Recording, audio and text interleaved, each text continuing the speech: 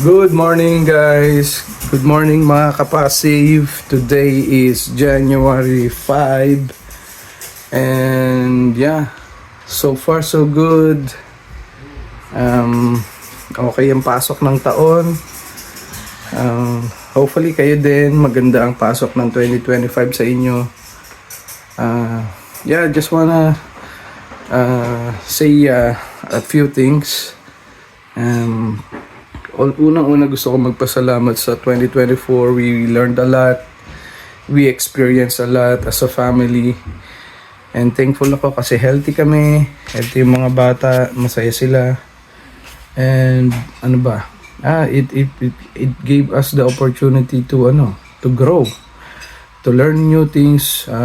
Especially ako as I go along with our journey to financial freedom. I learned a lot and I keep on learning every day like I always say, and I am bago lang din ako dito sa strategy na to, and I'm happy that we are slowly seeing the result of our strategy. And yan, ano pa ba? Yeah, we'll just keep on doing this, and we'll keep on building it until the time na ma-reach namin yung aming goal. And to be honest, I don't know if I mentioned it already. Na-hit namin na-surpass namin yung goal namin noong 2024. We were only hoping to get around $2,000 per month na passive income. And we surpassed that by around more than $1,000, because we're now making around $3,000 in passive income. So that's a big win for us, and we will keep on building it and continue building it until we are satisfied na that passive income will be able to sustain us our lifestyle moving forward. And yeah, that's the goal. And if we feel that, and we are confident that the income that we get from that passive income portfolio is sustainable and big enough for us, and we also have a buffer if things go south, then I'd say we have the option to retire if we wanted to, or one of us, or and do the things that we love and we wanna do. And the kids, they're all set up. Meron akong educational fund for them, yung RESP nila for the three of them, and kung ano man yung gustuhin nila in the future, nandun lang kami to support sila na whatever they want to do with their life moving forward. And and basta na andyan lang yung fund. If they needed it, then they can use it. If not, then pwede namin gamitin ni Mrs. I-invest namin sa ibang bagay, di ba? Yun lang naman. And and ngayon, nag-start na uli akong mag-YouTube. Dati, nag-start ako pero tumigil a few times. Ganun yung ginagawa ko. Excuse me. Mag-start ako and then titigil ako. Titigil ako. Hindi ako nagiging consistent sa paggawa ng mga content. And kasi, to be honest, wala akong parang niche na maisip na pwede ko i-share sa mga viewers. And ang pwede ko lang i-share is yung buhay namin, my experience, and ano pa ba? I tried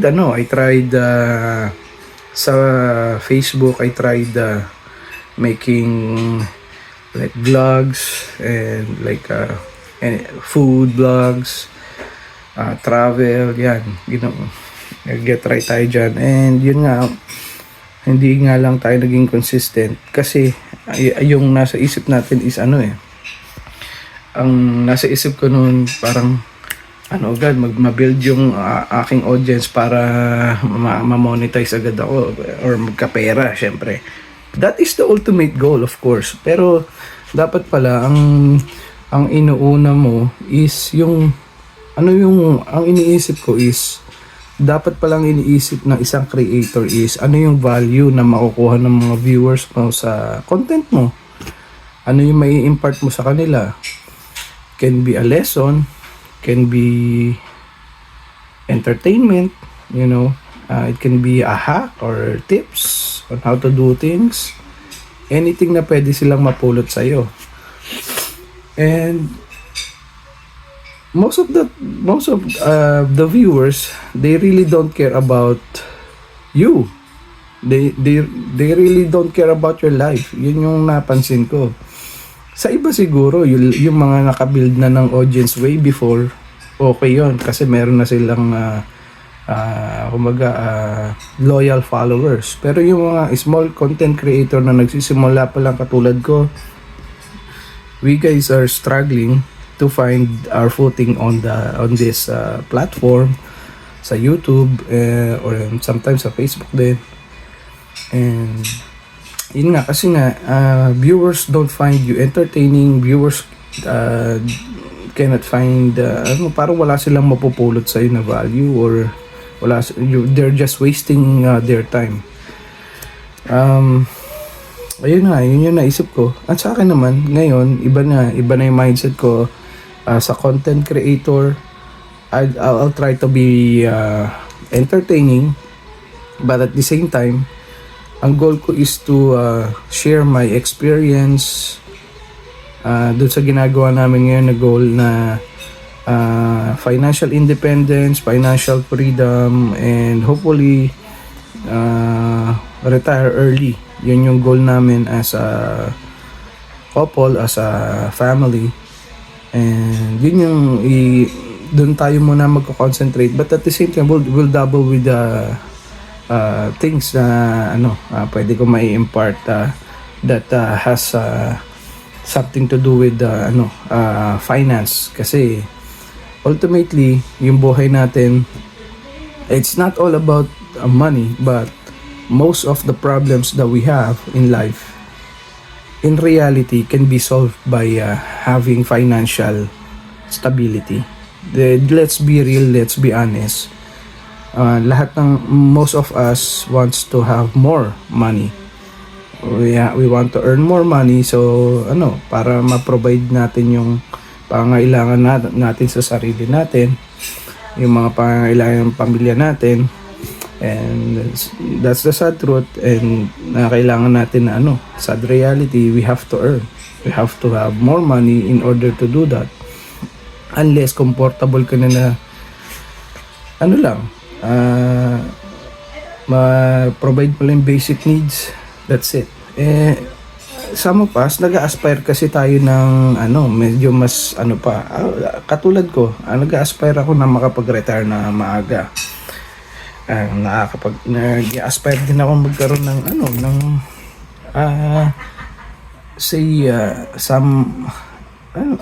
makapag-travel, di ba? And that costs money. That's the reality.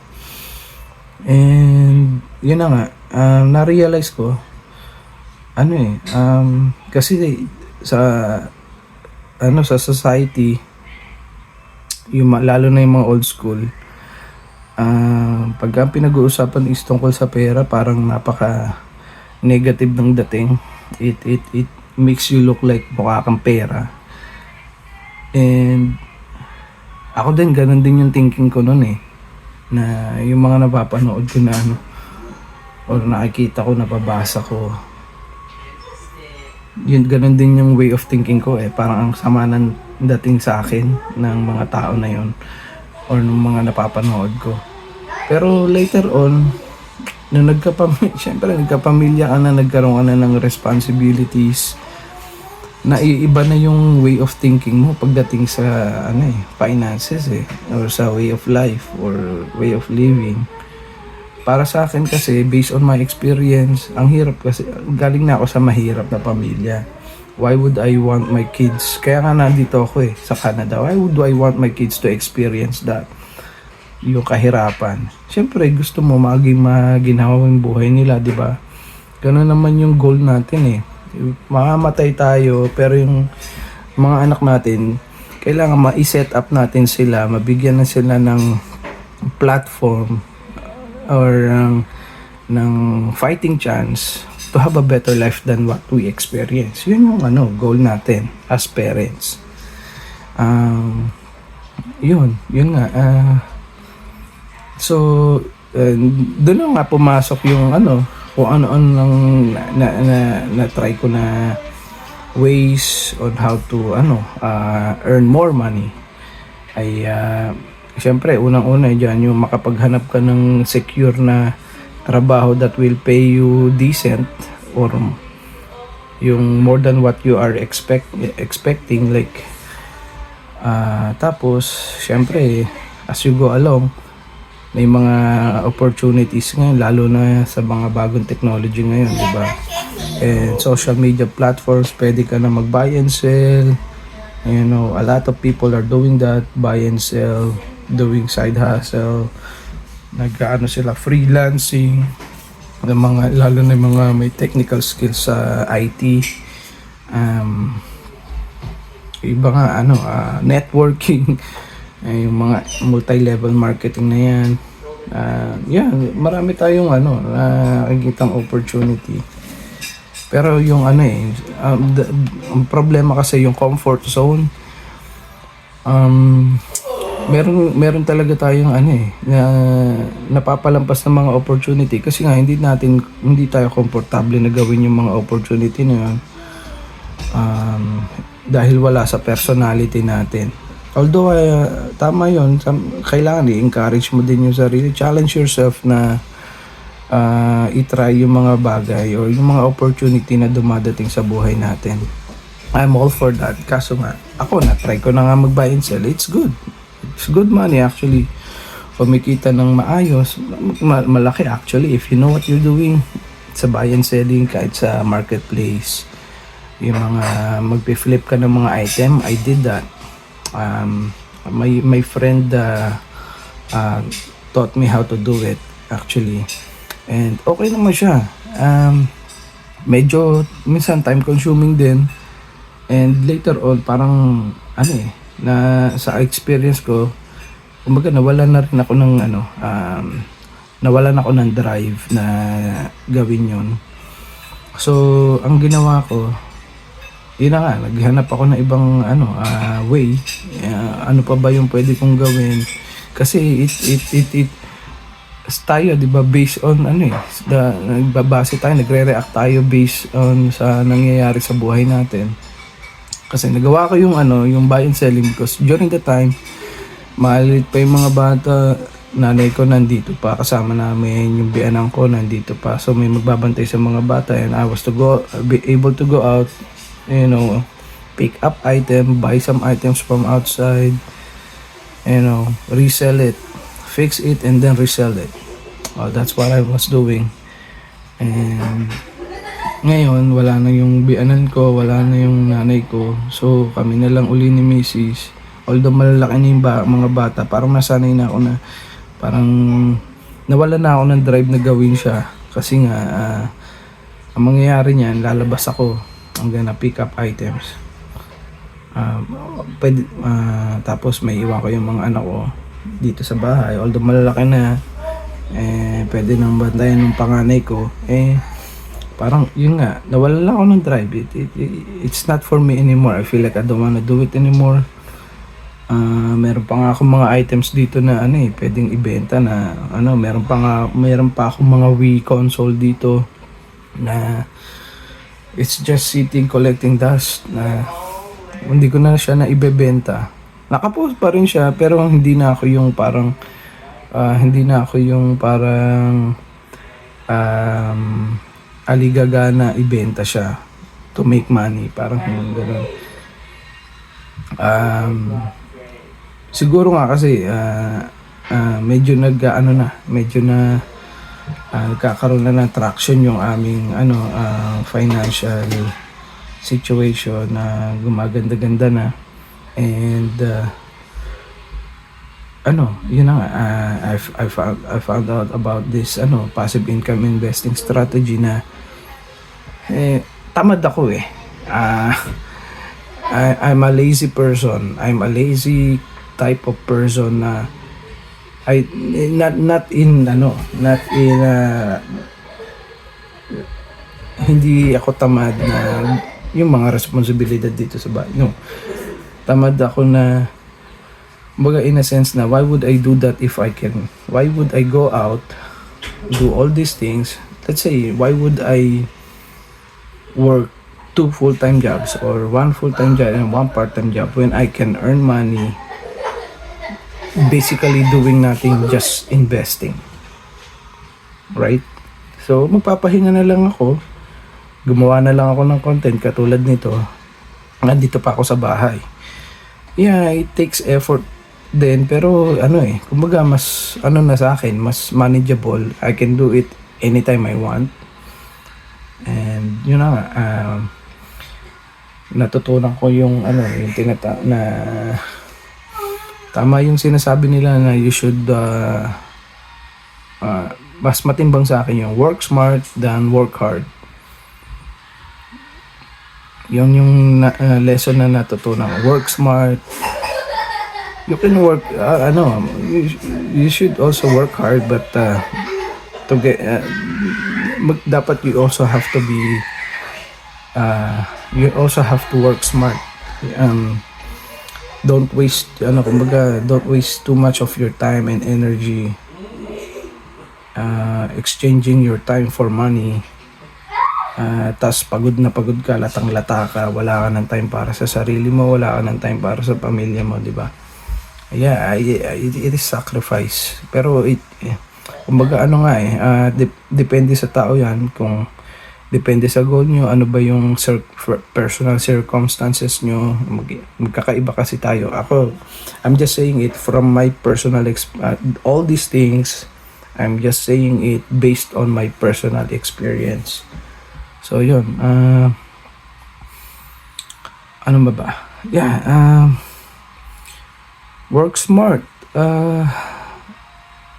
You can work hard, but you should also be smart on how how you use your time, your effort, your energy on things na tingin mo, if depende sa anong goal mo nga. Basta yun nga, work smart rather than work hard.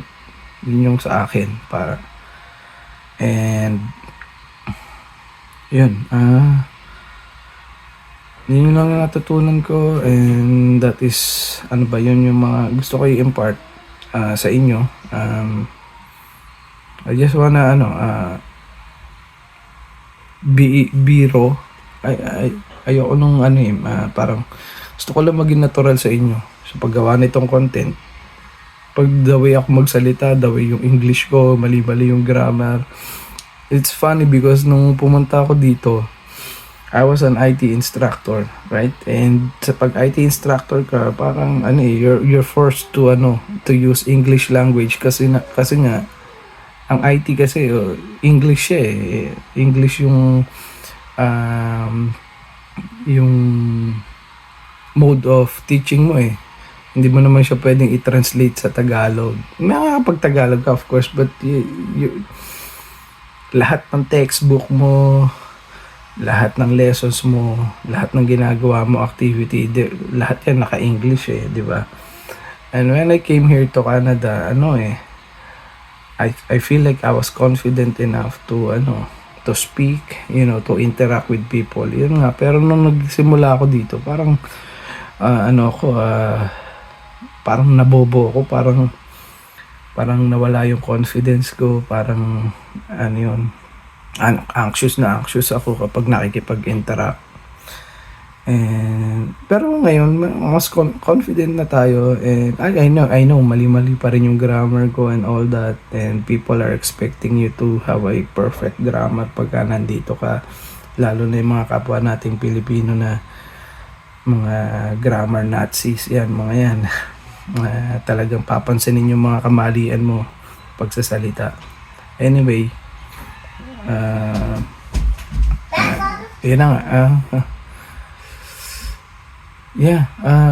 Yung mga na-experience natin, yung mga drawbacks na na-experience natin, gawin lang nating stepping stones yan na yung experience na nararanasan natin is gawin lang nating lesson na nagkakamali tayo or we experience setbacks. That's a gift because that's a lesson na you can learn from, and hindi mo na siya uli gagawin kapag nagkamali ka, di ba? I'm just happy na nagiging consistent tayo ng kahit paano dito sa paggawa ng content at sinisipag nga tayo. The goal of this channel is to really impart my experience and our journey to financial independence and financial freedom. That's the main goal. But gagawa pa rin tayo ng mga content na realistic na yung mga nangyayari talaga sa buhay. Ano ba yung mga experiences, ano ba yung mga lessons na natututunan ko, pwede nating matutunan as we go along to reach our goal. I'll keep you guys updated. Like I said, maganda yung pasok ng 2025. Naka-receive na ulit tayo ng mga dividend. I'll update you guys kung magkano yung na-receive natin, and meron akong isang swing trade na nag-hit, and I think I made more than 800% return on that swing trade. I'll keep you guys updated, and kung nagtagal ka dito sa video, maraming salamat. I hope you guys will continue to support this channel, and I hope that you guys will share your experiences kung kayo ay on the journey of achieving financial independence and financial freedom as well. And if you have any comments, suggestions, just let me know in the comment section below. And meron pala akong link na ilalagay sa description, which is my link to my Wealthsimple referral account. Pagka nag-subscribe kayo dun sa if you wanna open an account, you can use my link. So pareho tayong magkakaroon ng $25 each kapag if you use my referral. It's up to you. If you don't want to use it, it's okay. But you do yourself a favor na do your research if you wanted to do this passive income strategy na ginagawa ko. Just do a research, read about it, and maraming resources online. And like I said, I'm just doing it. I'm just starting as well, and we're too early on our journey. But I can attest dun sa based on my experience and based on my goal na I can see myself na this is really working for us based on our goal. See you guys, and I hope you have a good 2025 year ahead of you, and maraming salamat if you stayed on this video for this long. Thank you. Peace.